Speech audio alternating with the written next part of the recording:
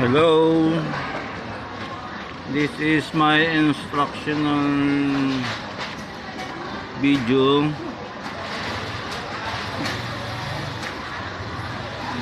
Dito i-explain ko kung paano natin i-install ito sa setup doon sa site. First thing first, from left to right. Then this is the first one we're going to set up. Fix this one. May kinakain lang akong carrots. Paubos na. Ipipix natin ito against the wall. Ngayon, yun ang sekreto niya. Ayun, nakatusok siya sa wall, naka-interface or naka-intersect. Pero may malapit itong sekreto ha. Ayun, nilagyan natin dito ng kutab dun sa ating mother frame. Ayan, may kutab siya para iwas tayo sa maraming trabaho. Kasi kung hindi natin kinukutaban dun sa baba, pagdating natin dito, bawat isang ganito or isang ganito, siguradong magkukutab tayo hanggang taas. Dito, iwas na tayo doon. Isang beses lang tayo kumutab. Napabilis natin yung proseso at sa tamang paraan. Then the next after this is the next one, the second parts that we have to fix against the wall again.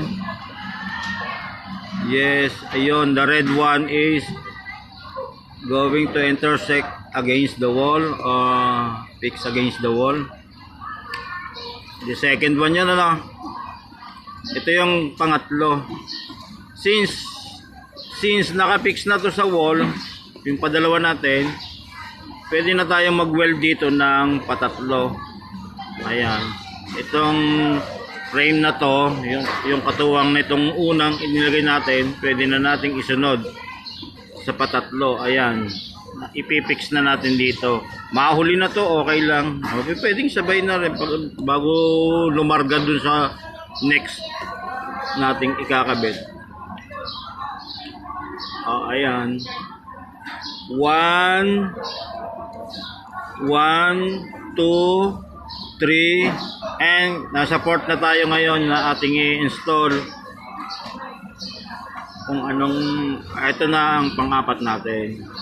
Ayan, ito, yun, nag-move siya, yun, pang-apat, itong dilaw na to, yun, may tusok na naman against the wall. Ayun, naka-intersect na naman, naka-interface.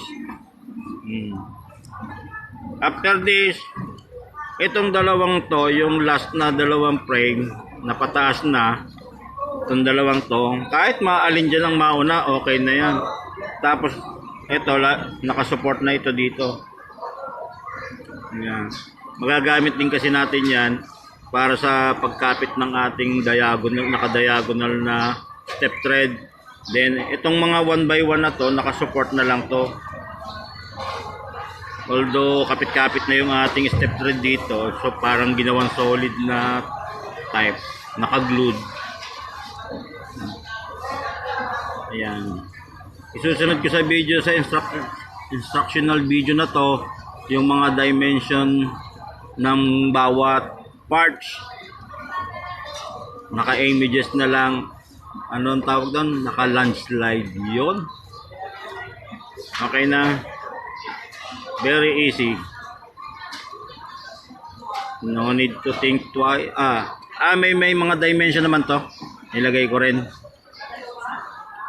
para mas clear, less ang mga tawagan. Thank you. Wait for the landslide ng mga images with dimension. May konti tayong dagdag. Ito, eskwalado. Ito na lang ang ibibigay kong sukat, tsaka yung ibabaw at ilalim, para makuha mo yung slope na yon. So parehas lang naman halos Tsaka ito pala. Iba pala ang slope nito. Iba ang cut. Ito. Dito na lang tayo magbe-base sa eskwalado. Tapos yun ang bibigyan ko ng sukat. Tsaka yun. Para makuha mo yung klebe. Para yung slope na yun, may bigay mo. Okay na.